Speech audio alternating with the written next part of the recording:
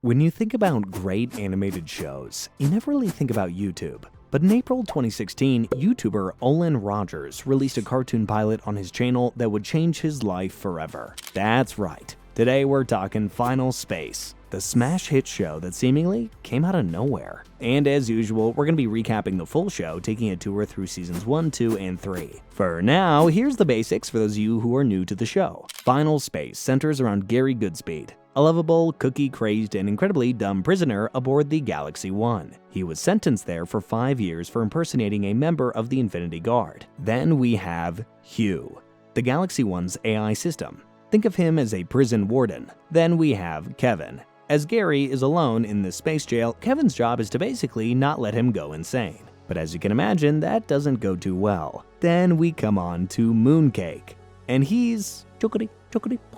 Sorry, that's not right. Basically, all you need to know is that Mooncake is some small, cute green alien that says chocolatey a lot. There's still loads of important characters and info to cover, but you know the drill. We'll cover them when we get to them. So let's light fold on over to the first episode of the series. The first episode of the show opens up with a flash forward, where Gary is floating in space among the remains of some big battle or disaster. As he aimlessly floats, Hugh lets him know that he only has 10 minutes of oxygen left and there is no way he can survive past that. We then are brought back to present day in the Toro Nebula, where Gary is serving his 1818th day. He goes through his usual routine, fixing satellites, trying but failing to get one of the same robots, the bots who repair and protect the Galaxy 1, to play cards with him. Yeah, Beth is looking good today. And of course, getting annoyed by Kevin. As I mentioned earlier, Gary loves cookies, and he sneakily tries to grab one while Hugh isn't looking. You are not the captain. You are a prisoner aboard this ship. Sounds vaguely familiar. Now open this cabinet. But of course, he catches him. No cookies for prisoners. So Gary slips off in a sulk to record a video message for a woman named Quinn. The scene then switches to a flashback from 5 years earlier. While on the run, Gary hid in a bar. There, he met Quinn Ergon, an Infinity Guard captain, and it was love at first sight. In an attempt to impress her, Gary drugged an Infinity Guard pilot and stole his uniform to pass himself off as a pilot. Now to be smooth as... His plan completely failed when all the pilots were called back to base for an emergency, forcing Gary to try to fly a ship to maintain his cover. He accidentally blew up 92 Star Cruisers and a Mexican restaurant. Obviously, this exposed him as a fraud and got him put in prison. So basically, yeah, he's sending video messages to a woman he doesn't really know, who probably doesn't remember that he exists. After fixing another satellite, Gary encounters a small green alien creature. He quickly takes a liking to it and brings it back to the Galaxy 1.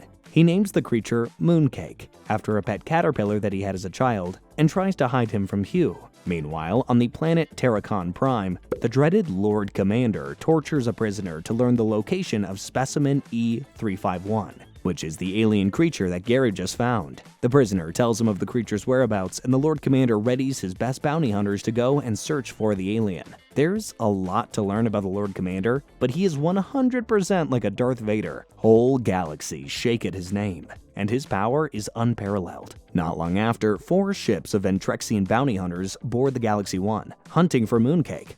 Hugh orders the Sames to fight back and locks Gary in the commissary for safety, but the Sames are no match. So Hugh urges Gary to surrender Mooncake. Instead, Gary orders Hugh to use the Lightfold engines even though it will extend his prison sentence. The jump disintegrates most of the bounty hunters and their ships. Unfortunately, the Galaxy 1 emerges from its Lightfold into an asteroid field. With their engines cooling down, Hugh can't steer clear. He orders Gary to grab his helmet from the airlock before impact. Gary barely makes it. A section of the Galaxy 1 is torn away, and both he and Mooncake are sucked into space. Hugh calculates that Gary has 39 seconds until another asteroid strike. He suggests Gary use his suit's air supply to propel back to the ship alone. Refusing to abandon Mooncake, Gary tries to reach the ship but runs out of air. At the last possible moment, Mooncake reveals his power. He shoots an energy blast, clearing the asteroids and pushing them safely back to the Galaxy 1. Back on board, Hugh detects one bounty hunter still remains. Gary confronts him, and with help from the Sames, overpower him. The hunter, Avocado. Get it? Because he's a cat. Avocado. The name's Avocado. No, the name is Loser. warns that Mooncake is actually a deadly planet killer that the Lord Commander desperately wants. For now though, Gary is just glad to have a friend to play cards with, and vows to protect Mooncake. He finally manages to get a cookie and proudly tells Quinn in his next video log, only to have Kevin swipe it just before he takes a bite. I am already going completely insane because of Kevin. I have no idea how Gary lasted nearly 5 years. The second episode of the series opens up once again with Gary floating in space, now only with 8 minutes of oxygen left. He shares a bittersweet moment with Hugh, asking him what he'd do if he had 8 minutes left to live. Back in the present day, as the Sames repair damage from the recent bounty hunter attack, a strange probe enters the ship. Gary then records a video for Quinn introducing Avocado and Mooncake. On Earth, Quinn receives a message from Tribor, her friend and fellow Infinity Guard member, about a crashed Infinity Guard ship and sets out to investigate. By the way, Tribor is basically a semi-annoying yet profound character. Meanwhile, Mooncake discovers the probe, which scans him, triggering alerts on the Galaxy 1. Gary, with Kevin's help, smashes the probe, but it's too late. The probe's owner, a Ventrexian bounty hunter named Turk, now knows Mooncake's location. He heads to Terracon Prime to inform the Lord Commander. Avocado and Gary head off to intercept Turk, but not before they seal their new partnership with the clasp of friendship. Before they leave, Hugh injects Gary with a tracker that will cause his brain to explode if he doesn't return in 5 hours, ensuring that he won't use this mission as an attempt to escape. Avocado and Gary visit an alien named Clarence, who grudgingly provides them with papers and a Hublot disguise, warning that everyone on the planet now knows about Mooncake. Elsewhere, Quinn and Tribor examine the wrecked Infinity Guard ship. Quinn realizes that a massive gravitational disturbance caused the crash. She fears it could tear the universe apart. Back on the Galaxy 1, a purple flash signals the appearance of a strange masked intruder. But who could it be? Hugh and the Sames put up a fight, but to no avail, as Kevin and Mooncake hide in the vents. Could you go out there and get me a cookie? Score! Avocado and Gary track down Turk, but Gary gets thrown onto a conveyor belt, where he's mistakenly identified as Melanie DeWinter and sent to her home and grieving family. Turk tries to save himself by revealing Little Cato's location, but Avocado kills him anyway. Avocado finds his son, only to be trapped by the Lord Commander's forces. Gary struggles to keep up his disguise and is exposed when Melanie's kids tear it up. He bolts and discovers that Avocado has been captured. With 2 hours left before his brain implodes, Gary races to free him. On Earth, Quinn's warnings are dismissed, so she steals a ship to investigate the crash herself. Meanwhile, the intruder on the Galaxy 1 disables the Sames, hacks Hugh, and initiates a manual override. Avocado is brought before the Lord Commander, who's furious that he failed to capture Mooncake. Avocado tries to trade Gary's life for Little Cato, but the Lord Commander refuses. You must be the Gary. Okay, it's just Gary. Gary arrives, and the Lord Commander uses his powers to torture him, ripping off his arms. All the blood ends up blinding the commander. Avocado cauterizes Gary's wound, and they attempt to escape, only to fall into a deep shaft, narrowly avoiding blasters. Now in space, Gary calls Hugh, unaware that he's been disabled. On the Galaxy 1, the intruder is revealed to be an alternate version of Quinn named Nightfall. She captures Kevin, implants him with a mysterious chip, and warns Mooncake not to let Gary die. After restoring Hugh, she leaves. Hugh answers Gary's call and rescues him and Avocado. Gary wakes in the medbay with a replacement arm from a dismantled Same. As it turns out, the brain explosion story was a joke. Not a very funny joke, but, still a joke. During surgery, Gary and Avocado bond, swearing to save Little Cato, protect Mooncake, and take down the Lord Commander once and for all. All that, and we're only 2 episodes in. It's now only 7 minutes left for Gary as he continues to float into oblivion. He sees Carl, the same robot, but like everyone else, he's dead. He picks up a distress call but is interrupted by a huge explosion. Back to the present, and Little Cato is sitting in his cell when a handheld computer is shoved through a vent. He grabs it just in time as Vero, the Lord Commander's second-in-command, enters. Little Cato tries to fight him but is easily overpowered. Meanwhile, on the Galaxy 1, Gary records a message for Quinn, showing off his new robotic arm. I mean, what else says, hey, look how cool I am, than look, I lost my arm yesterday because I'm stupid. Sorry. Suddenly, the Galaxy 1 is attacked by 3 heavy incinerator ships, and with no chance of winning, Gary asks Hugh for a solution. Hugh detects a nearby temporal worm. Despite Avocado's warnings that it could throw them far off in time, Gary decides to risk it. The gamble actually works. They're only 4 days into the future, while the incinerators are incinerated. After the attack, Avocado persuades Gary that the Lord Commander will keep coming after Mooncake. He suggests hiding Mooncake on the remote planet Yarno. Meanwhile, on Terracon Prime, the Lord Commander consults helper Hula of the Order of the 12 about his painful, deteriorating health, a side effect of his power. She urges patience, but the Lord Commander demands Mooncake immediately. In a rage, he blinds her to force her cooperation. When they arrive on Yarno, Gary accidentally takes a Muno bump that triggers vivid hallucinations until Avocado injects him with a cure. Elsewhere, Quinn investigates a growing gravitational disturbance and receives a warning from Tribor that Superior Stone has dispatched an Imperium cruiser to intercept her. On Yarno, Avocado takes Gary to the local chapter of the Order of the 12. The leader, Stevel, claims they have no room, but changes his mind when he spots Mooncake. Gary and Avocado quickly grow suspicious. Their suspicions are confirmed when Stevel captures Mooncake and throws Gary and Avocado into a Lazarus trap where whatever they imagine becomes a reality. And wouldn't you know, Gary accidentally conjures trident-wielding, laser-shooting death cookies. Like, wouldn't it be cool if they had, like, laser eyes? Which chases him and Avocado off a ledge toward a lake of lava. Mooncake, meanwhile, is thrown into the Deathcropolis arena to face off against deadly gladiators. He easily defeats his first opponent in the arena, but is forced to keep fighting.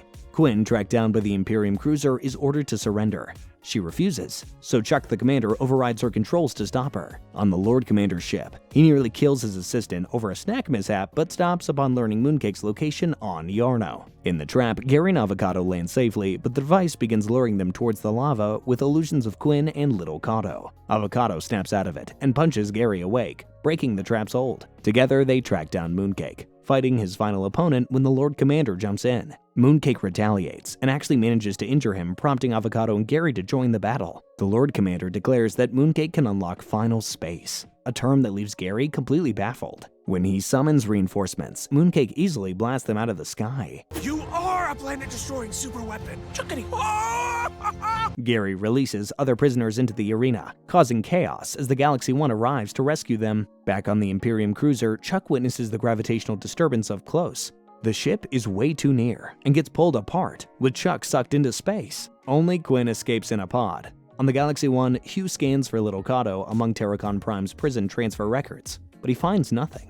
Gary reassures Mooncake that it doesn't matter if he's a superweapon. Just then, Hugh picks up a mayday call from Quinn's escape pod. Okay, with now only 6 minutes left to live, Gary notices a careening cookie and he tries to grab it, hoping if he opens his helmet and eats it, it'll turn him into a space-breathing manticore. But Hugh, like the rest of us, tells him how ridiculous that is and how stupid he is being. Quinn's transporter drops out of the lightfold, damaged, and the Galaxy 1 catches her distress call. Gary is determined to rescue her, but Hugh adds another week to his sentence after a debate about his role. When Quinn is rescued, Gary is devastated to learn she doesn't remember him. She never got his messages. Avocado, is he alright? No. You know Avocado's name? Still, Quinn is grateful for the rescue. Suddenly, the Infinity Guard takes control of the Galaxy 1 and the Sames turn hostile, draining the ship's reactor. Hugh suggests using solar rays from a nearby star to recharge, and Gary insists on doing it to impress Quinn. Gary and Mooncake head out with a VX-1 light matter pump and find a graveyard of destroyed ships orbiting the star, including the Scarlet Lance. Mooncake spots a blue light and investigates. Gary activates the pump, recharging the Galaxy 1,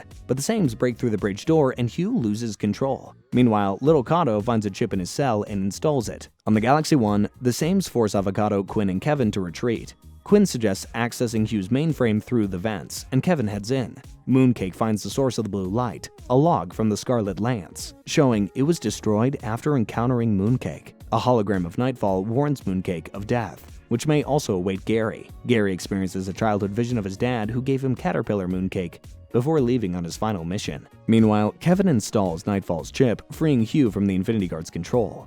The Imperium cruiser arrives as Gary remains trapped in his vision. Quinn is ready to activate the Lightfold engines, but will sacrifice Gary if needed. Thanks to Mooncake, Gary is pulled back to the ship just as the star goes supernova, destroying the Imperium cruiser and allowing the Galaxy 1 to escape. Get that finger out of my face or I'll snap it off. I like how you speak words. Gary only has 5 minutes left to live, and despite this, he starts to find inner peace. Well, that is, until some debris tears a hole in his suit. Gary tries hard to win Quinn over, but she brushes him off every time. Frustrated, he attempts to reverse psychology to break up with her, only to make her more annoyed. Then, Quinn gets a call from Tribor. who overheard their conversation and knows she needs the Infinity Guard network password. Using it, Quinn discovers that a black hole-like breach threatens Earth. Gary believes the Infinity Guard is corrupt, but Quinn refuses to accept it. Kevin accidentally reveals that the breach is caused by energy from an Infinity Guard outpost. If not stopped, Earth will be consumed. The gang lands on the planet near the breach. Quinn and Avocado, armed and ready, head out with Gary and Mooncake, while Kevin, tasked with repairs, does everything that Gary forbids. Meanwhile, Little Cato gets a mysterious message, telling him to use a transmitter to send an SOS to Avocado. Don't let go until you kiss her soul with your eyelashes. Like this. Gary tries to impress Quinn, but ends up angering a creature that stings Avocado, causing him to shrink. The creature then chases them into a giant spiderweb, but after escaping, Gary finds an Infinity Guard base and discovers a huge energy laser. Quinn realizes Gary was right. The Infinity Guard soldiers work for the Lord Commander. The breach is a gateway to final space. Quinn wants to take out the laser herself. She sneaks into the base with Gary, Mooncake, and Mini Avocado, but they're stopped by electrified tubes. You're like a tiny little avocado bobblehead. Little Cato sends the SOS. The group confronts the soldiers, but Superior Stone intervenes, offering Quinn a chance to rejoin the Lord Commander. He reveals the Lord Commander has seen final space and can end death.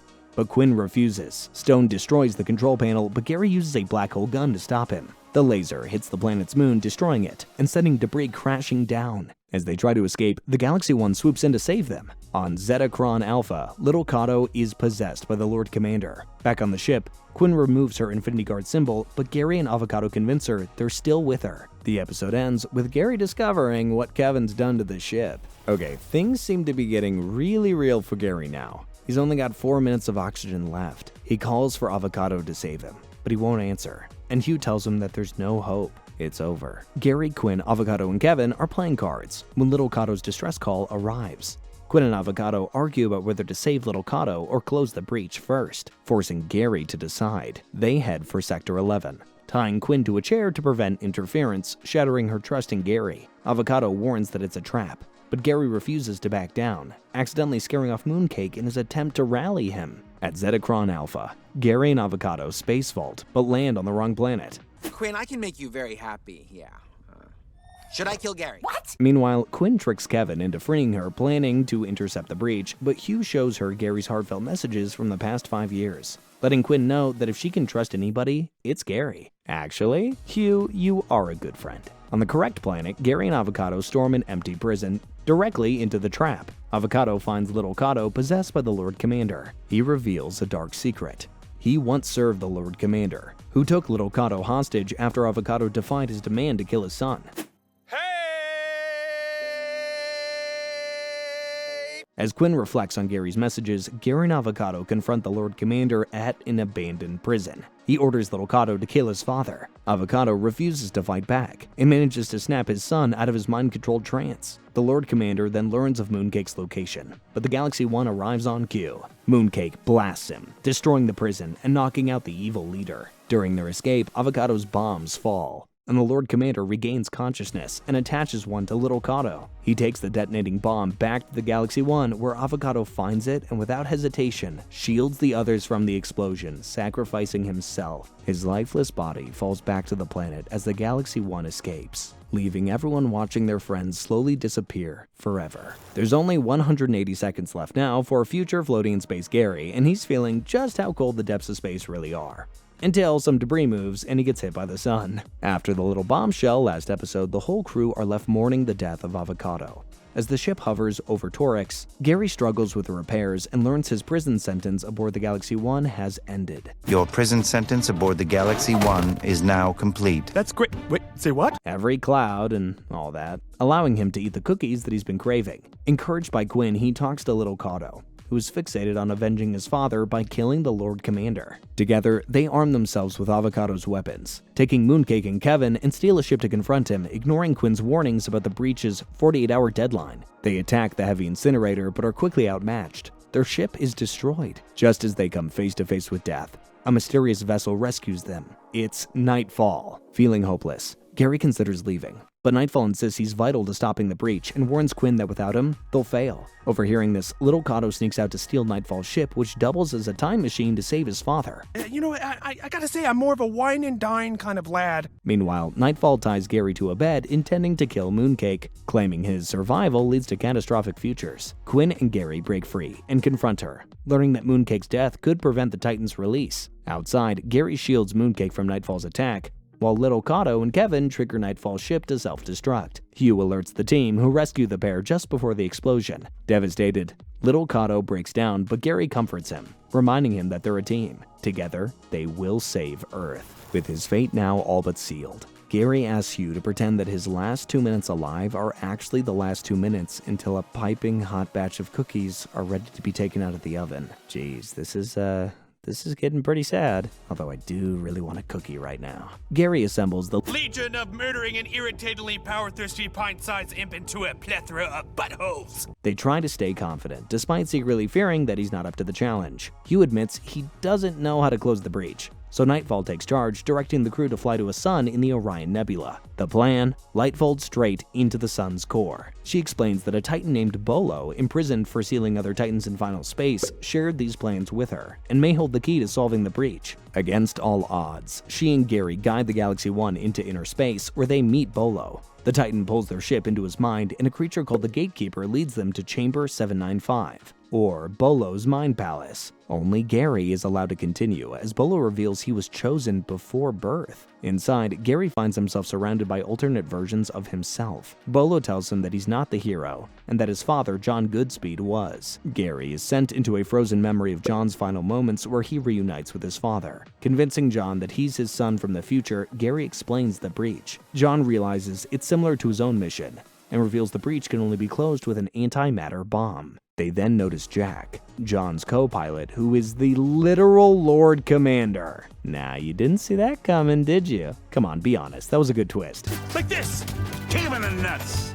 Oh, and this! Gary warns his father he won't survive the mission, but John insists, showing Gary how to use the bomb and making him promise to save Earth with a second bomb hidden in New York. John sacrifices himself to close the breach, and Gary can only watch as an energy wave from final space transforms Jack into the Lord Commander and creates Mooncake. Gary returns to the present, learning the crew saw everything. He shares a heartfelt moment with little Kato over losing their fathers. Quinn repeats John's final advice, that doing his best is enough. With the breach temporarily closed, Nightfall declares her mission complete and leaves. The crew sets a course for Earth, ready to face their next challenge. In the final 60 seconds of Gary's life, or until the cookies are done, Hugh lets him know that despite being his prison warden, he was honored to call Gary his friend. Man, is someone chopping onions in here? As the Galaxy 1 heads towards Earth, Hugh searches John Goodspeed's files and finds a video diary revealing the antimatter bomb is hidden in the Infinity Guard spire. When they reach Earth, the breach has already begun tearing the planet apart. Chocolate. This is so wrong.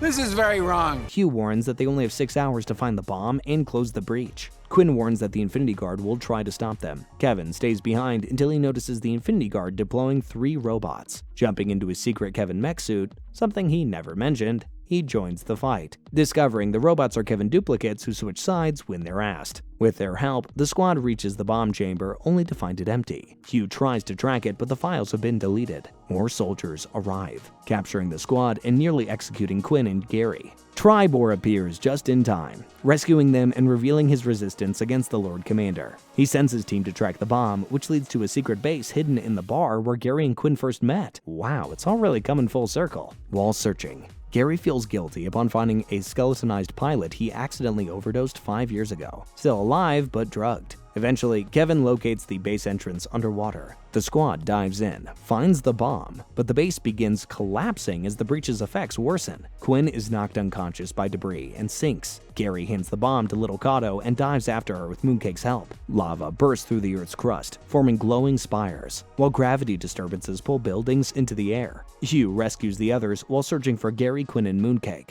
Mooncake blasts through lava to bring them to the surface, alerting Hugh, but also catching the Lord Commander's attention. It's not that impressive. Gary and Quinn are slowly pulled into the sky with debris as Quinn regains consciousness. The Galaxy One arrives just in time to save them. Back on board, the Lord Commander contacts them, demanding Mooncake, but the squad refuses. In response, he sends his heavy incinerator armada to attack. The Team Squad braces for their final battle. The Team Squad prepare to face the Lord Commander and his armada of heavy incinerators, aiming to deliver the antimatter bomb to the breach. Hugh suggests using the Galaxy One's lightfold engine as a weapon, which would leave the ship unable to lightfold. Gary agrees, and the detached engine devastates most of the armada, sparing only the Lord Commander's ship. As the Galaxy One approaches the breach, the Lord Commander unleashes a swarm of hive robots, which begin damaging the ship. Mooncake volunteers to fight them, and Hugh forces Kevin to assist. To break through, Little Cato and the Sames pilot an F-71 Hawk, with Quinn following close behind to deliver the bomb. Tribor calls in his resistance for backup, but his ship is hit and he's knocked out of the fight. Who's leading the resistance now? I am. First order of business, revenge. Little Cato takes command of the resistance and leads a daring assault, sneaking on board the Lord Commander's ship to seek revenge. On board the Galaxy One, Gary fights off hives but sustains injuries. Kevin is destroyed in the battle, leaving Gary conflicted with grief and also relief. The hives retreat as the Lord Commander captures Mooncake, strapping him into the Dimension Splitter to force the breach open. Meanwhile, Quinn ejects from her malfunctioning Hawk with the bomb in hand. The Galaxy One, too damaged to continue, is set on a collision course with the Lord Commander. Despite heavy fire, it crashes into the bridge, hurling Little Cato into space and destroying the ship. Hugh transfers himself into Gary's helmet as Gary confronts the weakened Lord Commander. In a final clash, the Lord Commander powers up but fails to defeat Gary, who taunts him, revealing his powers were purely accidental. Enraged, the Lord Commander blasts Gary into space and activates the Dimension Splitter, forcing Mooncake to widen the breach. A Titan emerges, but ignores the Lord Commander, instead pulling Earth into final space. Quinn contacts Gary, telling him she must sacrifice herself to detonate the bomb, just as John Goodspeed did before. Gary watches helplessly as she closes the breach at the cost of her life. Gary is left floating in space, his oxygen running out. As he loses consciousness, he finds himself in a white void with John. He offers him a choice, to join him or return. Gary asks which path leads to Mooncake, Little Cato and Quinn, but John only smiles before disappearing. Which way's Quinn? Gary is back in the land of the living and ready for Season 2. Let's go. The first episode of Season 2, the Toro Regatta, picks up after the massive battle at the end of the last season. Gary and Kevin are recovered by a Galactica trash salvage ship. Deemed useless, Gary is dumped on a junk planet, where he reunites with Little Cato and discovers that Hugh has survived by uploading himself into a robot body. For a second there, I thought it was... I'm back! No! I saw you die! The planet is run by Clarence, the con artist from Gary's past. You know, the guy who gave him the skin suit? Well, he enslaves them along with his adopted children, Ash and Fox. Despite repeated escape attempts, magnetic leg cuffs keep the group under Clarence's control. Meanwhile, the Lord Commander is nearing death when Nightfall arrives, finishes him, and ominously declares Invictus, the most feared Titan, as her next target. But as she leaves, a mysterious force returns to collect the Lord Commander's essence, claiming that they're not quite done with him. Back on planet Junk, Clarence offers the group freedom in exchange for stealing the Nymerian Cube during a deadly space race, the Toro Regatta. Piloting their ship, the Crimson Light, they face off against ruthless opponents, narrowly surviving each space race encounter. Gary retrieves the cube after a tense fight, but their victory is interrupted when Nightfall arrives. She reveals no one has returned from final space. Gary then sets out his plan to save Quinn himself, while Clarence tries to withhold their freedom. But the Nymerian Cube transforms into the prison of Bolo. He warns of an imminent universal war, and tasks Gary with freeing him by finding 5-dimensional keys. The journey will lead them to final space, and potentially to Quinn, now aboard the Crimson Light with a foxy new AI named Ava. I'm Hugh. I am also an AI. Aw, sure you are. Clarence, Ash, and Fox reluctantly in tow, Gary and his crew set out on a perilous mission to save Quinn and the universe. The second episode of Season 2, The Happy Place, begins with the Team Squad hatching a plan to wrest control of the Crimson Light from Clarence, but Little Cato's Ventrexian way of claiming the ship, a prolonged marking contest involving urine, spirals into a bizarre showdown. Gary eventually joins in, only for the chaos to be interrupted when a strange ship captures the Crimson Light. A vessel is approaching our location, and Ash, you now have a UTI. Yes! On board the mysterious vessel, they meet the Fluffles, a seemingly harmless alien race led by Hush Fluffles, who invites them to experience their deepest desires in a dream world called the Happy Place. Skeptical, Nightfall raises concerns, but Gary agrees to try it out first. Once injected with a serum and placed in a pod, Gary enters a dream where he's a heroic dance battler with a cookie family. However, while he's distracted by this idyllic illusion, the Fluffles begin draining his life energy.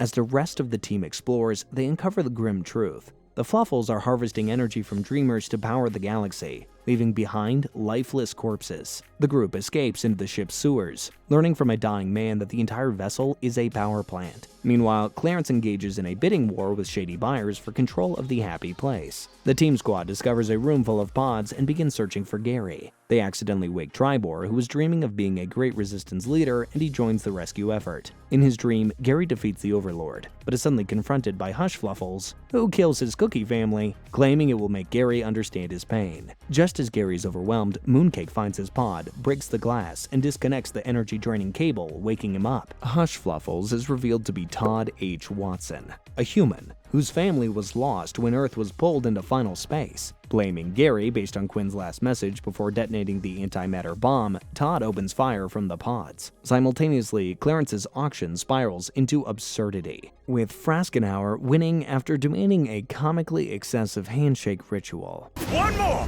That one's my favorite. You've got to be joking. Seizing the moment, Clarence abandons the deal and flees with the team, and the crew escapes the Happy Place, just as Todd swears vengeance. Later, Gary reflects on his guilt over Earth and Quinn, but his team reassures him that they'll face everything together as the team squad, though Gary remains unsure about including Fox and Ash in that designation. Carrying Clarence's endless bickering makes Ash suggest that they settle it with a game of thimbles. Clarence agrees, thinking it'll be an easy win, but Little Kato, a former Thimble Elite Junior champion, turns it into a nail-biter. During the match, Ash reveals a tattoo that Hugh links to one of the dimensional keys. When Ash says her entire planet has the same tattoo, Gary realizes a key is on Serpentis, where the people worship a fire serpent named Worthrent. Ash refuses to go back, threatening to unleash her powers if anyone tries to force her. After encouragement from Little Kato and Mooncake, she shares her painful past. As a child, she and her sister were chosen as sacrifices to Worthrent. Her sister was devoured, triggering Ash's powers, which accidentally killed her parents and drove her to flee. Fox and Clarence later rescued her, and she's avoided her home ever since. That night, a dream of Worthrent attacking the ship convinces her to confront her fear. On Serpentis, Hugh, Fox, and Nightfall stay on the Crimson Light, while the others follow Clarence's money compass to the key. They find creepy villagers, and Kevin snags a forever ball he's been wanting. To skip the long line of pilgrims waiting to be sacrificed, Gary disguises Kevin as a goddess to lure them away. Unfortunately, Kevin leads them off a cliff to their deaths, but keeps his forever ball. Bad Kevin! Kevin, no! Oh, bad, no! Oh, no! At the temple, Ash summons Worthrent, the fire-breathing deity, demanding her sister's return. Worthrent refuses, and he attacks. But Gary tricks the serpent into swallowing the team. Inside, they find a stone labyrinth filled with zombified victims. Fighting through, they reach the serpent's heart, guarded by Septim, an old man who loves riddles. Kevin's surprising skill solves 2 riddles, but when Septim asks an unsolvable one, Kevin snaps and kills him with the forever ball. I've been programmed to know all games, puzzles, and riddles to keep my best friend Gary always entertained. Little Kato grabs the dimensional key from Worthrent's heart, mortally wounding the serpent. As Worthrent dies, his heart becomes a portal. While the team escapes, Ash searches for her sister, but finds her consumed by flame. Little Kato protects Ash, and they nearly escape together. Gary and Clarence argue over the key until Clarence accidentally swallows it. Ash mourns her sister, but Nightfall assures her that her powers may serve a greater purpose. Kevin celebrates his forever ball. Hugh plays darts in his room. I'm gonna help you get married, and I'm gonna be your best man. And Fox's bachelor party ends in disaster when he accidentally pushes the groom out of the ship, leaving the bride devastated. The next episode, The Other Side, begins with the team squad celebrating their latest win after snagging the second dimensional key. Gary sets the vibe with some Kenny Loggins music, sparking a shipwide dance party that annoys Clarence. That's awesome. The fun doesn't last long, as Ava warns of a space-time anomaly ahead. The Crimson Light drifts into a field of solid time shards, each capable of messing with the ship's timeline. Little Cato skillfully steers them to safety, but a shard strikes, slicing the ship in half. Gary is knocked unconscious and pulled into the shard right before Little Cato's eyes. For Little Cato's side, 60 years pass as the crew struggles to survive. Cato grows into an adult, keeping a shrine to Gary, who's presumed dead. The ship deteriorates. Tribor becomes paranoid. Kevin loses his arms and sanity, and Nightfall, now blind, blames Hugh's strange crops for the death of Fox and Ash. Hugh, married to Ava, tends purple plants for food. My man Hugh is nasty. That's why I can't get enough. Little Cato builds a holographic avocado for comfort, though it only repeats his own words. Little Cato secretly builds a distress beacon, hoping for rescue. Clarence, now wearing a disturbing Gary suit, opposes the idea, along with the rest of the crew, fearing the beacon will drain their power. Only Nightfall supports him, urging him to honor Gary's determination. Little Cato activates the beacon, shattering a nearby time shard and opening a rift that catches a Titan's attention. On Gary's side of the shard, only minutes have passed for him, Ash, and Fox. They try desperately to break through the shard, but learn from Ava that 60 years have gone by for the others. Back with Little Cato, the Titan closes in to attack. Inspired by Nightfall's advice, he leads a bold counterattack. While Nightfall and Little Cato distract the Titan, Mooncake slips inside its mouth and blows it up from within. The Titan is defeated, but Little Cato is gravely injured. But I'm gonna put a little band-aid right here, right in this spot. A rescue ship responds to the distress beacon, but in a haunting twist, it's revealed that Little Cato's crew, Nightfall, Mooncake, Tribor, and Hugh, were all figments of his imagination. On Gary's side, the real crew reverses the drop drive, channeling energy through Ash's powers to break the shard and restore balance. Time resets, returning Little Cato to his younger self and repairing the ship. Though the ship is whole again, Little Cato keeps the memories of his 60 years in isolation. Gary checks on him, but Cato retreats to his room, quietly processing the trauma. Using the holographic avocado one last time, Little Cato decides to let it go, taking a small but meaningful step toward healing. You can definitely see why this episode is a fan favorite. In The Notorious Mrs. Goodspeed, Gary, Tribor, and Little Cato are salvaging power cells on an icy world when they're ambushed by David De Winter and his sons, seeking revenge for Melanie. Forced to flee, Tribor briefly sympathizes with their grudge against Gary. Cornered at a cliff, David threatens not only Gary, but also his estranged mother, claiming she's imprisoned on Sorbo. Back aboard the Crimson Light, Gary discovers his mother Cheryl is set for execution. Though he holds deep resentment for her absence in his life, he's determined to confront her. The crew heads to Sorbo's Supermax prison, tricking the lone gate guard with a story about saber bats. Inside, Gary rehearses his speech but falters when they find Cheryl, who easily charms the team. May I ask, after you're executed, what are you doing with your body? No reason. Before her execution, Cheryl kills 2 guards with ease and escapes. Joining the squad on the Crimson Light, Cheryl wins over the crew with her charisma, except for Nightfall, who remains suspicious. Cheryl proposes a heist at the Polyhedron Fortress to recover a stolen heirloom. She insists Gary accompany her, sidelining Mooncake, who spirals into an eating binge to cope with feeling neglected. Aw, poor little guy. On the way to the fortress, Mooncake devours everything from Hugh's pancakes to kitchen supplies. Out of pancakes again. They're selling like... Never mind.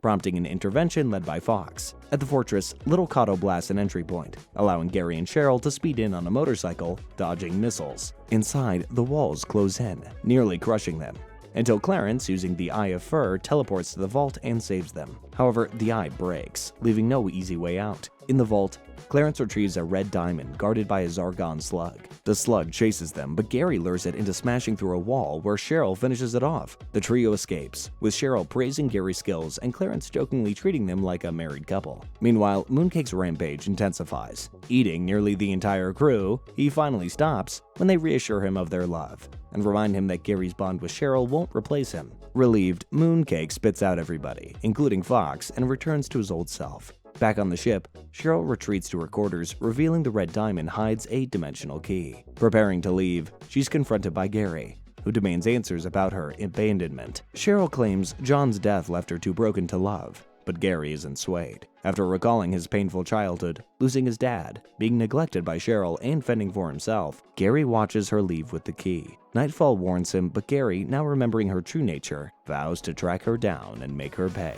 The episode begins with Tribor departing the Crimson Light to revive the Resistance, convinced of an impending threat. You want to join the Resistance? What are we resisting?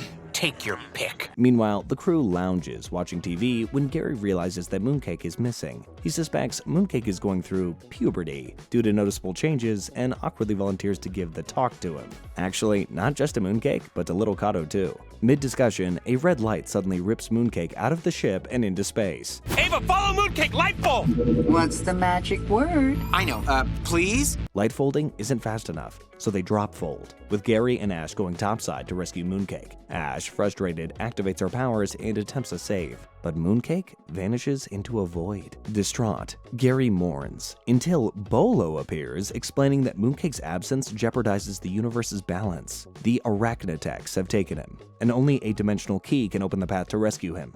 Clarence claims to know somebody who can help, leading the crew to Fraskenhauer, who points them to Melito, the best locksmith in the universe. Melito, however, is useless, and directs them to yet another contact, leading to more dead ends, including a futile chat with Tribor about unlocking the key. Gary, desperate, reflects on his bond with Mooncake, but is interrupted by Clarence, who finally admits knowing someone capable of unlocking the key, his estranged cousin Dartrigio. Though skeptical of Clarence's motives, Gary does agree. After chaotic attempts involving magic, singing, and brute force, Dartrigio opens the key, revealing a glowing portal to the Arachnotech's realm. Meanwhile, Tribor and his resistance recruits wind up in a comical loop, repeatedly returning to the same bar as they search for members. In the Arachnotech's realm, Gary and the crew learn the universe's history. The Arachnotechs, created by beings of light, built the Titans to layered dimensions, but Invictus corrupted the Titans, leaving Bolo the sole untainted one. Together, Bolo and the Arachnotechs sealed the Titans in final space. However, cracks in final space emerged when Mooncake was created, after Gary's dad sealed the breach. Now, with Mooncake gone,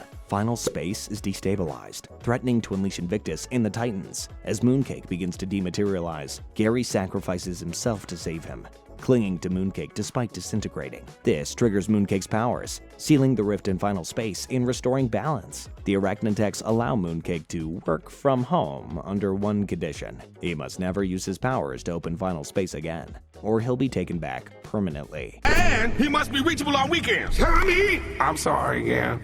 Tribor celebrates his resistance's humble beginnings with a group photo and their first newsletter. The episode kicks off with Hugh and Mooncake finding a machine with a tempting press here button. Hugh avoids it, but Kevin can't resist, releasing another Kevin. Oh god, no, not another one. On the bridge, Gary and Nightfall mess with the controls, accidentally opening the airlock near Little Kato, nearly blowing him out. Nightfall tries to kiss Gary, but he pulls away, still longing for Quinn. Hurt, Nightfall leaves, and Gary follows, bonding with Little Kato on the way. Gary finds Nightfall in Vertalazium, ignoring Ava's warnings and catching Nightfall using a neural chip to simulate her version of Gary. The simulation drains the ship's power, locking everybody in their room. Meanwhile, the rogue Kevins multiply and target Clarence. Fox and Little Kato argue over whether to rescue Gary and Nightfall or Ash and Clarence. Their fight is interrupted by the Kevins demanding Clarence's location. Lord. Hello, Clarence. Run! Clarence reveals they were his old purchase, infected with a derangement virus. The solution? Eject them into space. As the Kevins close in, Hugh works to restore power, while Nightfall continues her simulation. Gary struggles to get her to stop, but she creates a holographic Gary, which makes him uncomfortable. The evil Kevins merge into a Mega Kevin and attack Clarence. The team squad fights back, barely avoiding being sucked into space. Fox saves Little Kato just in time, but the ship is still in crisis. Nightfall's simulation ends after an emotional moment, restoring power to the ship. Hugh believes the issue is solved, and the last evil Kevin is destroyed by their own Kevin. Later, Gary and Nightfall share a quiet moment on the bridge. Nightfall admits that while she has a living Gary, he doesn't see her as his Quinn. The episode ends with them watching a silent sunrise, as the evil Kevins plot their revenge. Great.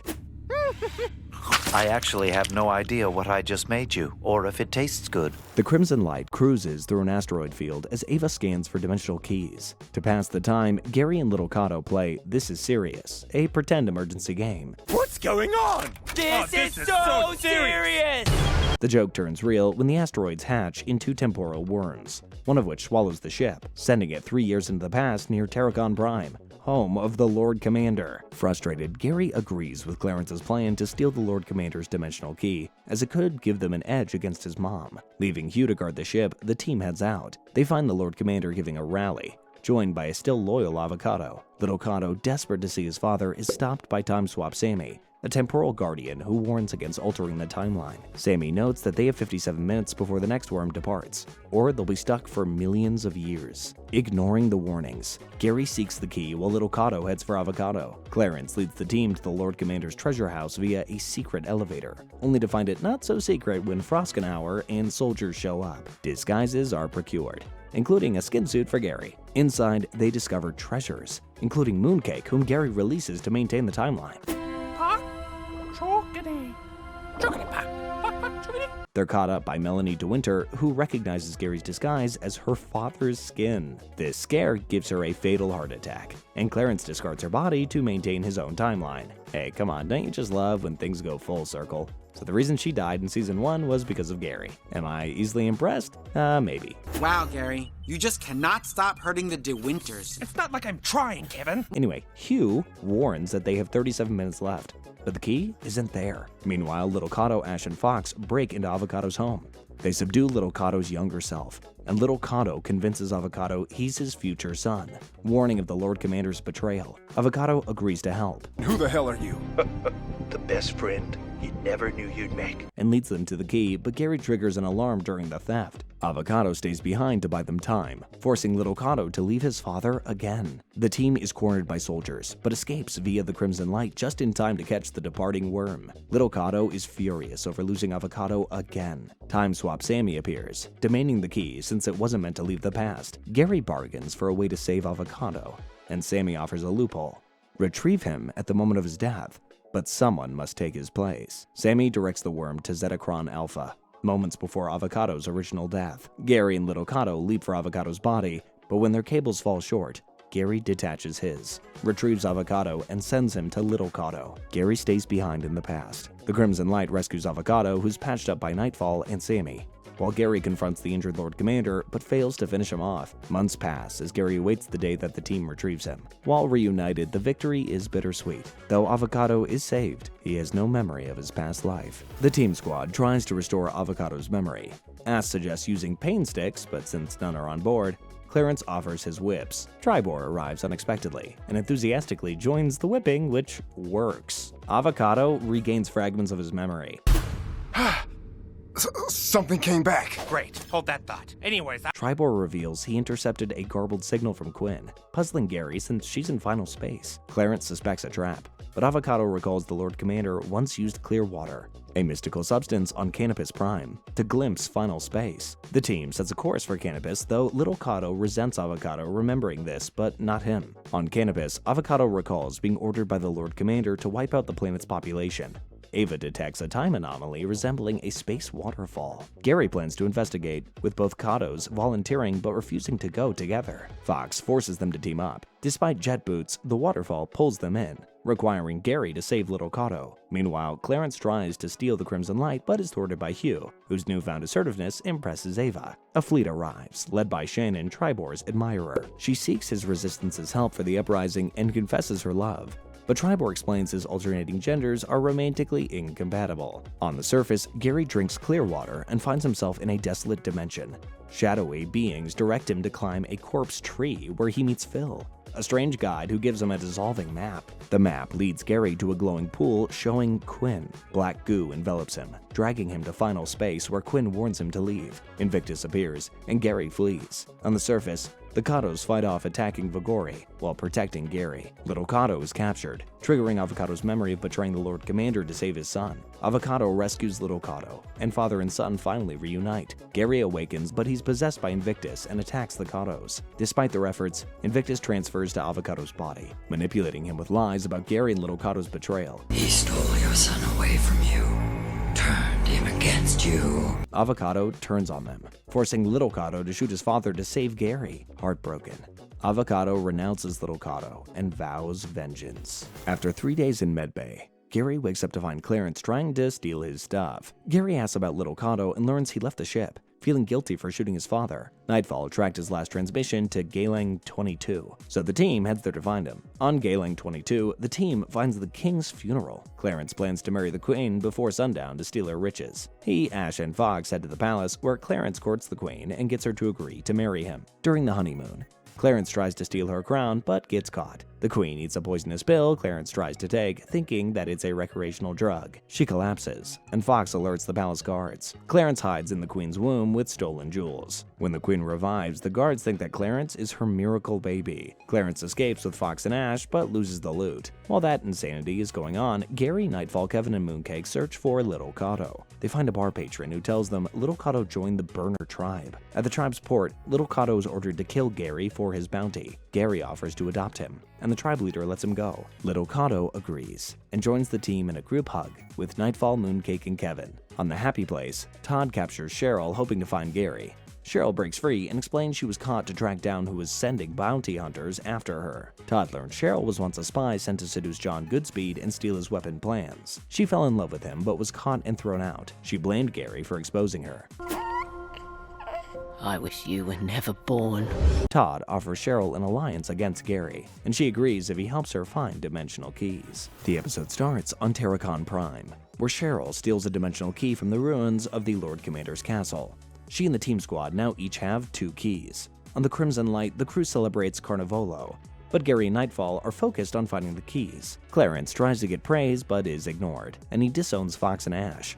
Clarence later contacts Cheryl, who asks if he's considered her offer. He calls the team to the bridge, claiming he's found a dimensional key and has a contact named Horace at the drilling factory on Darga. Hugh and Mooncake plan a night out at Darga, but Clarence says he won't go to the factory and heads to a concert instead. He lies to Fox about needing tickets, then disables Ava's security and steals the keys. Meanwhile, Hugh enters a battle royale competition and wins prize money by letting the other robots fight each other. Bringer of the little baton!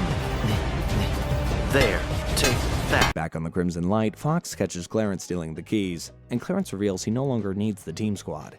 He zaps Fox with a taser, leaving him injured. Fox manages to reactivate Ava before collapsing. The rest of the crew finds the drilling factory, which turns out to be a brothel. Ooh, that lady's shirt accidentally fell off. Excuse me, miss, you dropped your shirt. Fox warns Ash about Clarence, and she rushes back to the ship. At the Battle Royale, Hugh is chased by police after grabbing the loot. Nightfall, Gary and Little Cato track down Clarence, who reveals he's wearing a skin suit and is a snake rat, okay? He escapes but is eventually cornered on a train, shedding another skin suit to reveal his insectoid form. Now, Little Cato!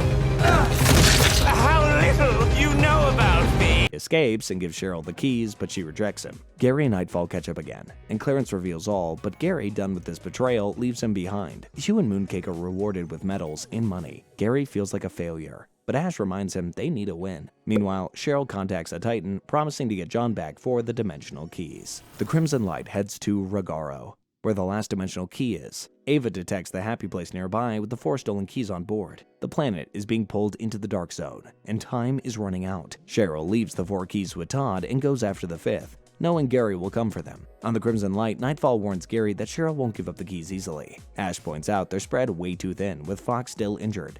But Gary calls on the Resistance for help, and Tribor agrees. Ash wants to stay with Fox, but when he wakes up, he tells her to go with Little Cato. Meanwhile, Ava is jealous of Hugh's body and asks to download herself into it. Hugh agrees, keeping it a secret. Before leaving, Gary apologizes to Nightfall for not being more like her Gary, and thanks her for not leaving him. When they arrive on Regaro, the team splits up. Gary, Nightfall, and Hugh go after Cheryl, while Little Cato, Ash, Kevin, and Mooncake go after Todd. They find the Beforians trying to send the dimensional key into space before the planet is destroyed. Cheryl kills their leader and takes the key, causing the Beforians to disintegrate. Gary confronts her. Mom! Ah, don't call me that! Worst job ever! But she refuses to give him the key, saying she needs it to save John. She explains that Oreskes promised to bring John back if she retrieves the dimensional keys. Cheryl and Gary fight. He gets the key, but is knocked off a cliff. The key falls into lava, but Hugh retrieves it with Ava's help. Nightfall disarms Cheryl, and after another fight, she takes Nightfall hostage, forcing Gary to surrender. Nightfall breaks free, and Gary impales Cheryl with her staff. Meanwhile, Little Cato and Ash sneak onto the happy place. Kevin alerts Todd and the Fluffles by blasting a hole in the hull. The Resistance arrives to help, and Tribor crashes into the happy place. Little Cato orders Kevin to scan for the keys. Kevin retrieves them, but is sent out of control by the energy field protecting the keys. Mooncake helps save him. Tribor defeats Todd and launches him into space. Round and half kick! Round and half kick! Round and half. On Regaro, Gary confronts Cheryl about being a terrible mother. His words reach her, and she sheds a few tears. Gary frees her to take her back to the ship. The planet breaks apart. Little Cato informs Gary that they have the other 4 keys. The happy place is destroyed as the team escapes on Tribor's ship. On the Crimson Light, Ava spends the night in Hugh's body. Cheryl is locked in the brig, still bitter towards Gary. Gary assigns Kevin to her to help with her insanity. Fox is recovered and the team now has all the keys. It's time to free Bolo, though no one knows which side he'll be on. With the 5 keys, the team squad heads to Sector 12, Region 6 to access inner space. Gary's uncertain about freeing Bolo, not wanting to make another mistake. Little Kato advises him to do the opposite of what the least trustworthy person would do. Suddenly, Cheryl enters, gun drawn. Tribor let her out after she complimented his fashion. Come on. She insists on seeing John and accuses Gary of stopping her. Fox knocks her out, and Tribor locks her up again. The Crimson Light reaches the Orion Nebula, but a solar storm rages on. Gary decides to lightfold into the aperture leading to inner space. Another ship opens fire, and little Kato mans the turret pod, realizing the pilot is Avocado, still possessed by Invictus.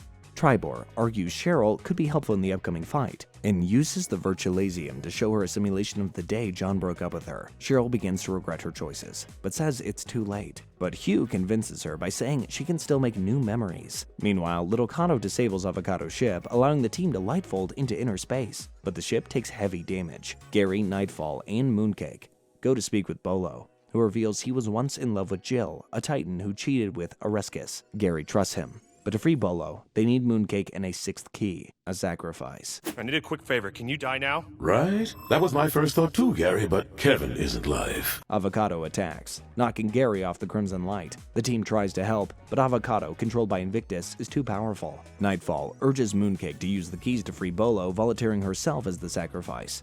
Mooncake hesitates, but fires. Nightfall dies, and Bolo's prison breaks apart. Ash, enraged, drives Invictus out of Avocado. With Bolo freed, Gary mourns Nightfall's sacrifice. Avocado is restored, confused about what happened.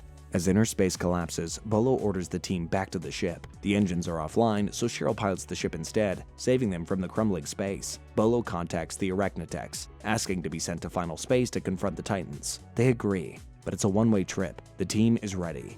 Bolo and the Crimson Light enter final space, emerging near Quinn. Gary rushes to her, and the two lovers are reunited. But the fight with Invictus is just beginning. 1 month later, the group is still stranded in final space and must now face a horde of possessed Gary zombies from alternate timelines where Gary was supposed to die. On top of that, Tribor unexpectedly goes into labor, which catches everybody off guard, as no one knew that they were pregnant. Their son, Quatronostro Menendez, matures instantly as the Spanish superhero and instantly becomes an asset to everybody. Yo soy Quatronostro. The team is then confronted by a towering titan from a nearby planet, forcing Bolo and Mooncake to team up to face the immense threat. Avocado, Little Kato, Ash, Fox, and Cheryl discovers a giant who's been infected by final space, a fate that Quinn is also secretly facing, though she refuses to admit it. Bolo's ongoing battle leads to the destruction of the planet, causing him to believe that Gary has died. However, Gary, Quinn, Kevin, and Hugh soon awaken, and to their surprise, they find themselves facing Earth. With the team still split, and Earth now looking like a good place to search, Kevin does maybe the only useful thing that he's ever done and escorts the team down to the planet's surface, or to Paris to be more specific. But it's less romance and more terror, as Gary is soon abducted by a mysterious machine and dropped into an underground facility. Here, he finds hundreds of Kevins. Luckily though, with the Kevins is a Gary superfan called Biscuit. He's basically another anthropomorphic cat with a fiery attitude and a brilliant mind for mechanics. Now, he knows the place is safe. Yay! Oh my God! Quinn! It's Quinn! It's Quinn! Gary calls down the rest of his team on Earth, and they discover that the facility belongs to the great Earth scientist Kevin Van Newton. Well, I say great, he invented Kevin. They find the old scientist, and weirdly, he remembers Quinn, even though that they've never met. Are you resting? Will you not? Yes! He tells them that he's built a ship they can use to leave Earth, and to go and find the rest of their friends. Because years ago, Nightfall appeared to Kevin, and told him of what lies ahead for the future of Earth and the team. So thanks to her, he built this ship in preparation for the day Gary and Quinn arrive on Earth. Hugh reinstates himself back as a ship AI, removing himself from his less than impressive body. Sorry, Hugh. While Gary and the rest of the Earth gang get to grips with their new ship, Kevin searches for a bridge that doubles up as a gateway out of final space. The rest of the crew, meanwhile, are talking to the last few Arachnitex, explaining that they're an ally of the wise space spiders. But this is soon interrupted by a newly revived Lord Commander at the peak of his power. Imbued with Invictus's essence, the Lord Commander demands the current location of Mooncake. Speaking of Mooncake, he and Bolo are currently trying to forge a weapon from a nearby star to tackle the Titan Orescus. The Lord Commander abducts the rest of the crew, hoping to lure Gary into his trap, and to finally capture Mooncake. Scrubby, scrubby! Get in there. I'm gonna count to 3, Kevin. 3. The third episode of Season 3, titled The Ventrexian, shows us some flashbacks to when Avocado was the Lord Commander's second-in-command. We see that the Lord Commander saved Avocado's life, and with that debt hanging over Avocado's head, he was easily manipulated into betraying his own planet of Ventrexia, even killing his people's king and queen. That's pretty heavy. Avocado hasn't had a break this whole time. Back over with Bolo, he eventually defeats Orescus in a fierce battle, and Gary and the other half of the team head to the Lord Commander's ship to save their friends. Unfortunately, Bolo was dealt a critical blow in his battle with Orescus, and even he realizes that his time is almost up. Avocado is forced by the Lord Commander to tell Little Cato the truth about his past, and although Little Cato sees through the killing of Ventrexian people, it's revealed that he was actually the son of the king and queen of Ventrexia, meaning that Avocado isn't really his father, and Avocado killed Little Cato's real parents. In the flashback, Avocado explains that the reason he took Little Cato in and adopted him was because he wanted to promise himself that he would never cause that much devastation ever again. And obviously, the deep, deep guilt, you can't forget that. That boy will be the death of you. Quinn's exposure to final space is starting to take hold, so she scans herself, and Hugh reveals that if there isn't a cure found within the next 36 hours, Quinn will die. She tells Hugh to keep this information to himself, as to not worry the team, especially Gary. Tribor and Quattro Nostro, meanwhile, stumble into an underground civilization which is ruled by some oppressive tyrants. Be something or be nothing. So what does Tribor do? He forms a resistance. Back over at the Trap team, Ash is now the subject of the Lord Commander's manipulation attempts, as the others are being prepared as sacrifices to Invictus. But luckily, Gary and the rest of the team arrive in the nick of time to save the day. It turns out that Gary's robo-arm can do more than just grab things. If he tries hard enough, he can focus it into a laser, and that's exactly what he does, shooting through the Lord Commander, killing him. Well, I say kill, but Invictus slowly pieces him back together, but this gives the crew enough time to free the Trap team and get out of there. But in their mad scramble, they leave behind Fox to be sacrificed to Invictus, and not even Ash's powers can save him now. We can't leave him! We stay, we die. Gary forces her to leave her brother behind, as the team watch as Invictus devours Fox's soul. The team don't even get time to breathe thanks to the Lord Commander being hot on their heels, and they're faced with an Omni crisis. The gang decide the only thing they can do is the ultra-dangerous blind lightfold, basically an unguided lightfold that could lead them anywhere, into a planet, a sun, or right next to the Lord Commander's ship. Things, however, get much worse when the team bites the bullet and lightfold right in front of a black hole. Not just any black hole, though. A black hole that leads to Invictus. Quinn is starting to act a little strange, and randomly starts to recount times with her mysterious sister, Avery. Biscuit, though, finally does something useful and suggests that the team supercharge the lightfold engines.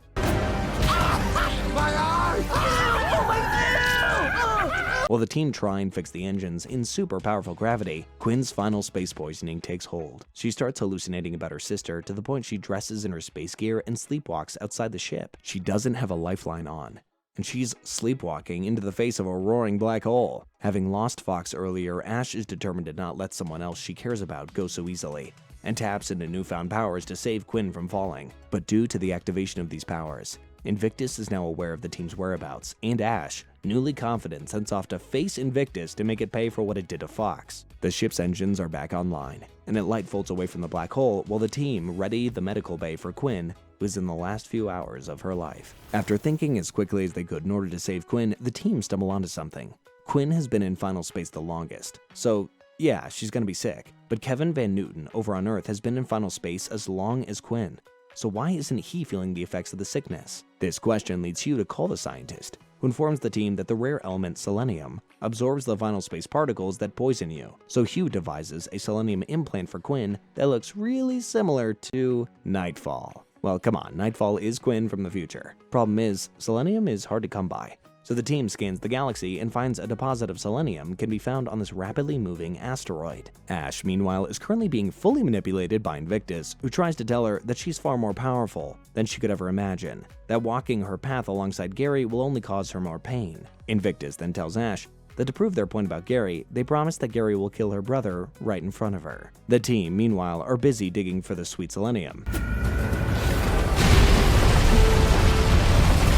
They get the selenium, and Hugh makes the implant. But the only way it'll work at this late stage is if Gary fuses his pain receptors with Quinn's. Back over with Ash, Invictus shows her true self, tells her that her life of mediocrity is over as she is a Titan. Invictus then gives her a choice. Either go back to Gary and fight against Invictus, ensuring that this loop of death continues in a never-ending spiral, or join forces and free Invictus from its prison. Sure, the universe would literally be sucked of life, but hey, you'd be a Titan. Invictus decides to give her 3 days to make her decision, and thrusts her back to the team. Now back with the crew, Ash's new look and confidence gives the team one heck of a surprise, and leaves them wondering if they should trust her after knowing she got so close to Invictus. The reunion is soon interrupted though, as news spreads to the team through the gatekeeper that Bolo has been critically injured in his fight, and his wound has sent him cuckoo crazy. The team then set course to the Class 9 Nebula and find the newly crazed Titan. They once again venture into his mind palace and find multiple versions of himself, all going crazy in one way or another.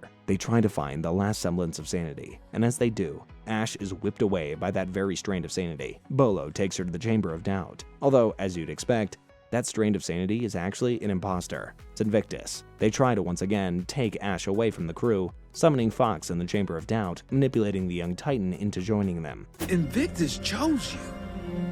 Invictus wants me to join you. Meanwhile, the team actually do find the last strain of Bolo's sanity. He's been hidden trying to locate where Invictus is. He warns the group that Invictus is trying to poison Ash's mind, so they rush over to the Chamber of Doubt. Gary intervenes between Fox and Ash, and the now possessed Fox tries to overpower Gary. Now, close enough to Gary and using Fox as their puppet, Invictus uses some residual energy to take control of and fire Gary's robo-arm, killing Fox right in front of Ash, just as Invictus foretold. Invictus flees, and Bolo takes control of his own mind once again, leaving a grieving Ash hugging the lifeless body of her brother. The team arranges a simulated funeral for Fox's body, while Ash is not only upset, but still furious at Gary for killing her brother. But what's worse is now doubt is setting in her mind. Invictus is calling. She tells the team that she's leaving the ship, forging her own path, and while she thinks she isn't going to Invictus, we all know where she's headed. Kevin Van Newton then calls and lets Gary and the gang know that the portal back on Earth is all but ready for action, so they let Tribor and the Resistance know that it's nearly time to head back to, normal space? Yeah, normal space. Ash, meanwhile, encounters a sentient blue shapeshifter, which together they name Evra. Evra helps Ash vent her frustration by teaming up with her to destroy dead planets. Avocado is asked by Quinn to go and talk to Gary as he really needs a friend right now, but Avocado insists. When it comes to emotional stuff, he normally makes things 10 times worse. And you murdered Fox! It wasn't me! Invictus did it! And a brawl breaks out between the two as Avocado admits to killing little Cato's real parents. Mooncake, meanwhile, has been on an Ash hunt and finds her with Evra. After her bond with Evra needing to blow off some steam, Ash decides to go back to the ship with Mooncake. Back in the middle of the brawl, Gary tells Avocado to tell his son the truth about their past, and the pair agree to move on, hoping to make amends for their past mistakes. No, I did not come back to kill Gary. Good news! Gary speaks to Ash and lets her know how sorry he is about everything, and the team sets course to Earth to finally leave final space. Now heading to Earth, the crew are faced with the fact that the planet is basically about to implode due to its destabilized core. Kevin Van Newton tells the team that they need a contact on the other side of the portal to open it at the same time that they do. In a fit of desperation, Ash gets in contact with Clarence and tells him of Fox's death and lets him know that there was one thing he could do in the universe which may right some of his wrongs. It would be opening the portal for her and the team. He reluctantly agrees and sets out on the mission of getting to the portal. Now there, he goes to activate it, but is shot by Todd. You know, the creepy guy from Happy Place? Thankfully, Clarence somehow pulls through, and with the last of his life force, he activates the portal. Back in final space, Quinn finds that Kevins were actually originally designed as part of a Kevin net, a weapon that was invented to kill Titans. So she decides to stay behind in order to tackle the Titans head on. But what turns to just Quinn staying in final space ends up being the whole team. The Lord Commander looms, but reveals that he's gone rogue and has a totally new plan. The destabilization of Earth's core isn't because of some chemical problem or because the Earth is so old. It's because within the core of the Earth is an incubating Titan. So the Lord Commander's plan is to drill into the Earth and merge his essence with the budding Titan to finally become what he's always wanted, even if Invictus couldn't fully deliver it. He heads for the core, and hot on his heels is Avocado, Little Cato, Cheryl, and Biscuit. They have a bomb capable of blowing up the Lord Commander's ship before he gets to the incubating Titan. The Kevin network, meanwhile, is experiencing some glitches, and it turns out there's a relay that needs to be flipped in Wisconsin, of all places. Bolo arrives and helps Gary and Quinn quickly get to Wisconsin to fix the Kevin net, but it's not long before Invictus arrives with their Gary zombies, and Bolo holds them off for as long as he can. You! My size! That will never not be weird to me. While Quinn fixes the link, she manages to get it working, but as she does, the Gary zombies start to overpower Kevin Van Newton and Ash in a last-ditch effort. Kevin locks himself within the lab, fires up the Kevin network, and sacrifices himself for the greater good. Little Cato, meanwhile, manages to plant the bomb on the Lord Commander's ship, but it's too late. He merges with the Titan, shooting up from the Earth's core, destroying the Kevin network before it could fully come online, shattering the Earth into pieces. Now free from Invictus's bidding, the newly Titanified Lord Commander uses his almighty power to first slay Bolo. And for those of you who love Bolo, look away because there is no mercy. The team lightfold away, licking their wounds and mourning their former home, their friend Kevin, and most importantly, their guardian Bolo. Invictus finds the group and sends more Gary zombies to infiltrate the ship, killing the power, and with it, Hugh. The team are split in two as they try to fix their power problems. I'm with Avocado. Let's go. Great. But tensions are rising as Avocado blames Quinn for wanting to stay, and in fairness, he has a point. Ash, meanwhile, is losing hope and starting to seriously doubt if she's on the right side. Cheryl manages to talk her back around, and Ash uses her powers to stop the Gary zombies from doing any more damage, killing all of them but one. She instead uses her power to free the zombie from Invictus's clutches, and this Gary explains that he did what the team are doing now, but he closes the breach. This Gary explains that they're in an endless loop and begs them to break it. No pressure. The team decide they just need to get out of final space, so they set their sights on finding the fragments of the Earth with the hyper-transdimensional bridge. Meanwhile, the Lord Commander goes on a Titan killing spree in the hope that he will become the one and only Titan. The team finds the bridge, but soon realize it's completely without power. Biscuit then pipes up and explains that it can be repowered, but it's way above his pay grade. Basically, you need to have extensive knowledge on fixing satellites. If only one member of the team had spent 5 years aboard a prison ship fixing satellites day in and day out. Gary leaps at the opportunity and goes out to fix the satellite and begins recharging the bridge. Hey! You rushed back to the ship so fast I wasn't sure where you went. Meanwhile, Little Cato talks to Cheryl about asking his dad for some more information about his mom, and an oblivious Cheryl tells him to go and ask his old man. Unable to fully tell him the truth, Avocado tells his son that his mother was called Apricot, that she died giving birth to him. I mean, the kid deserves to know, doesn't he? He can tackle untold forces of evil, but knowing the truth about his parents? Man, that's where we draw the line. It seems, though, that Gary wasn't that good at fixing those satellites as the bridge overcharges and its thermogenic power core explodes, rendering the portal useless. And to make matters worse, Ash overhears a conversation between Avocado and Gary, where Avocado is explaining that he chickened out on telling Little Cato the truth. He was too afraid to tell him how he killed his real parents. This sends Ash into a fit of uncontrollable rage. Ash tells Little Cato the truth about her parents and kidnaps him from the galaxy. With the entire team nearing the point of death with final space sickness, Gary and Avocado head out on a rescue mission using the newly designed Dragonhawk 5. Cheryl then hands Quinn Nightfall's old mask, and a pre-recorded message plays that tells Quinn that within the helmet's eye is a power core that could be used to repower the portal and get everybody out safe and sound. Ash, meanwhile, has now taken Little Cato to Invictus's prison, where he begs to go back to the galaxy too. Conflicted and realizing that while they're not perfect, they are his family, Avocado and Gary soon appear. Did you really do it? Did you kill my parents? And Little Cato demands to know why his dad spared his life. And the truth is that Avocado always wanted a son, a purpose, and wanted to give him something that he took from his parents, life. Biscuit, meanwhile, has created a state-of-the-art robo-suit for Hugh, which he transfers into and is sent down to Invictus's prison to aid in the battle. As Ash readies herself for battle and Invictus readies their Gary zombies, the Lord Commander appears and begins battling against Ash and Invictus, allowing Gary, Avocado, and Little Cato to flee back to the galaxy too. The portal is now up and running, and Tribor, now on the other side, activates the link and the team head for home. But out of nowhere, Ash appears and locks their ship in place. Mooncake decides it's now or never, and sacrifices himself in a fight with Ash as she absorbs his abilities. How does it feel not to be the strongest anymore?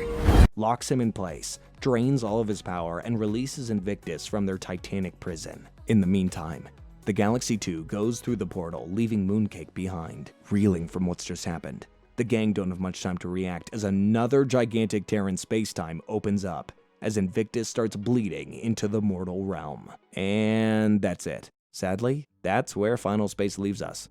Seriously, this is perhaps the biggest cliffhanger that we have on the channel. Unfortunately, due to some greedy executives, the show was written off for tax purposes when some studios merged, meaning that this show can literally never be finished. Even the creator, Olin Rogers, legally is not allowed to continue it on his own in the exact same way. It's a huge shame for the viewers, of course, but especially for the guy who created it. He really was one of the big success stories to come out of YouTube. But hey, you know, he still had a show made. You know, it made me appreciate all the times I had with Gary and Quinn and Avocado and Little Cotto and Ash Fox, all of them. Except for Kevin. Luckily, this is the good news, he will be finishing the story via a graphic novel. And he also has a new show coming out called Godspeed. Sounds pretty familiar, right? So check that out for some more spaciness. I hope you enjoyed looking back on this gem of a show. I know I have. Let us know down below what your favorite Final Space moment is. And also, what would you like for us to recap next? For now, I will see you all next time.